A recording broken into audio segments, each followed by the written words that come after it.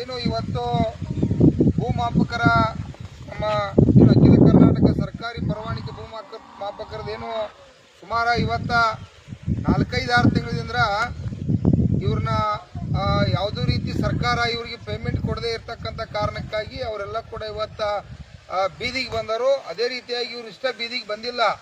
ಸುಮಾರು ಇವತ್ತ ಈ 4-5-6 ತಿಂಗಳದಾಗ 6 ಲಕ್ಷಕ್ಕಿಂತ ಮೇಲ್ಪಟ್ಟ ಅರ್ಜಿಗಳ ಸಾಕಷ್ಟು ನನ್ನ ರೈತ ದೇವರುಗಳು ಬೀದಿ ಒಳಗೆ ಒದ್ದಾಡತ್ತಾರೆ. ಯಾಕಂದ್ರೆ ಇವತ್ತ ನಕಾಶಿ ಮಾಡಿಸಿ ನಾವು ಸರ್ವೆ ಮಾಡಬೇಕು, ವಾಟ್ನಿ ಮಾಡಬೇಕು, ಹಲವಾರು ರೈತ ಕುಟುಂಬಗಳಿಗೆ ಅನುಕೂಲ ಆಗ್ತಕ್ಕಂಥ ಯೋಜನೆಯನ್ನು ಮಾಡಬೇಕಾಗೈತೆ.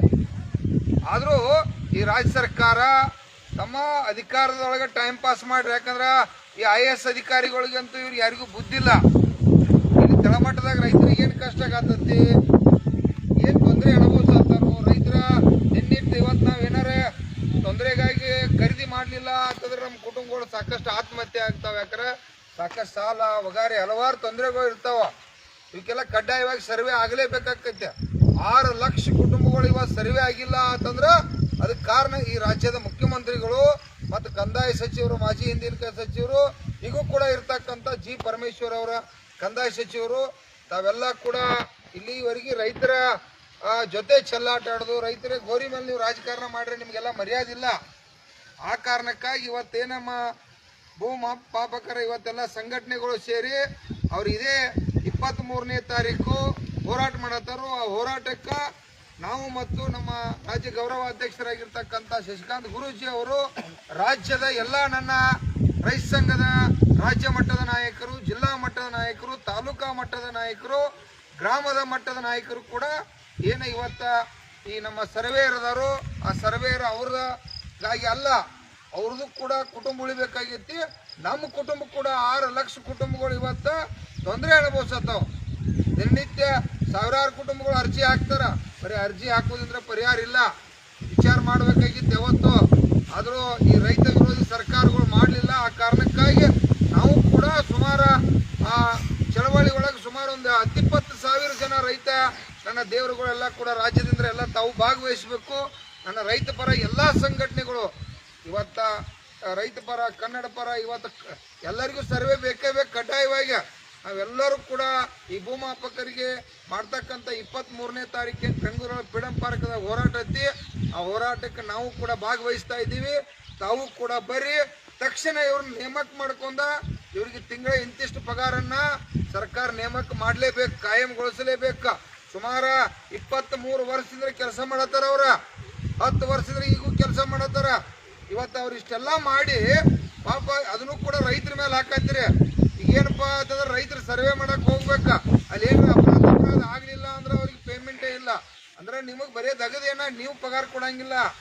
ನೀವೆಲ್ಲ ಇವತ್ತೇನು ತೆರಿಗೆ ಮುಖಾಂತರ ಹಣ ವಸೂಲಿ ಮಾಡೋದು, ಅದನ್ನೇ ನೀವು ಬೇಕಾದ್ರೆ ಕತ್ಕೋದು. ಈಗ ಸಾಕಷ್ಟು ಇಲ್ಲಿದ ಹಣ ಇದ್ರೊಳಗಿಂದ 5 ಪೈಸೆ ಕೊಟ್ರೆ ಕೂಡ ಇವ್ರ ಪಗಾರ ಮುಟ್ಟದತ್ತಿ.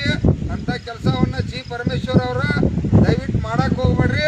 ನಾವು 23 ತಾರೀಕು ಬರುವ ಒಳಗಾಗಿ ಇವ್ರ ನೇಮಕಾತಿ ಮಾಡ್ಕೊಂಡು ಇವ್ರಿಗೆ ಒಳ್ಳೆ ಒಂದು ಪೇಮೆಂಟನ್ನು ಕೊಟ್ಟ 6 ಲಕ್ಷ ಕುಟುಂಬಗಳಿಗೆ ಬೀದಿಗೆ ಬರ್ದಾತವು, ಇನ್ನೂ ಬರ್ತಾವು. ಅದಕ್ಕೆಲ್ಲ ಕಾರಣೀಭೂತ ಈ ರಾಜ್ಯದ ಮುಖ್ಯಮಂತ್ರಿಯವರು ಮತ್ತು G. ಪರಮೇಶ್ವರ್ ಅವರು ಆಗಬೇಡ್ರಿ ಅನ್ನುವಂಥ ಎಚ್ಚರಿಕೆಯನ್ನು ಕೊಡ್ತಾ ಇದ್ದೀವಿ. ನಾಡಿನ ಎಲ್ಲ ನನ್ನ ರೈತ ಬಂಧುಗಳು, ಎಲ್ಲ ರೈತ ಪರ ಸಂಘಟನೆಗಳು ತಾವು ಕೂಡ 23ನೇ ತಾರೀಕು ತಾವೆಲ್ಲರೂ ಕೂಡ ಭಾಗವಹಿಸ್ರಿ. ನಾವು ಕೂಡ ಬರ್ತಾ ಇದ್ದೀವಿ. ದಯವಿಟ್ಟು ತಪ್ಪದೆ ಬನ್ನಿ. ಇದು ನಮ್ಮ ಹಕ್ಕತ್ತಿ, ನಮ್ಮ ಬದುಕಿನ ಪ್ರಶ್ನೆ ಐತಿ. ಅದಕ್ಕಾಗಿ ತಾವ್ಯಾರು ಕೂಡ ರೈತರ ಮರಿಬೇಡ್ರಿ. ಯಾಕಂದ್ರೆ ಹಿಂಗ ಬಿಟ್ರೆ ಇನ್ನೂ ವರ್ಷ ಆದರೂ ಇವ್ರು ನೇಮಕಾತಿ ಮಾಡ್ಕೋದಿಲ್ಲ. ಪಾಪ ಅವರ ಪಗಾರದಿಂದ ಕೆಲಸ ಮಾಡೋದಿಲ್ಲ. ಅದಕ್ಕಾಗಿ ಇವೆಲ್ಲ ಕುಟುಂಬಗಳಕ್ಕೆ ಇವ್ರನ್ನೂ ಉಳಿಸ್ಬೇಕಾಗೈತಿ, ನಮ್ಮ ಕುಟುಂಬ ಕೂಡ ಕಾಪಾಡಬೇಕಾಗೈತಿ. ನಾವು ಬರಲೇಬೇಕು. ತಾವು ರೈತರು ಬರ್ರಿ, ಸರ್ಕಾರ ಎಚ್ಚೆತ್ತುಕೊಳ್ಳಲೇಬೇಕು. ಅದರೊಳಗೆ ನೀವೆಲ್ಲ IAS ಕಲ್ತಿರ್ತಕ್ಕಂಥವ್ರ ಇಲ್ಲಿ ತಳಮಟ್ಟದ ಕಷ್ಟದ ಚಿಂತನೆ ಮಾಡ್ರಿ. ನಿಮಗೇನು ಬುದ್ಧಿ ಅಕ್ಕಲ್ಲ ಆಯ್ತೋ ಇಲ್ಲೋ.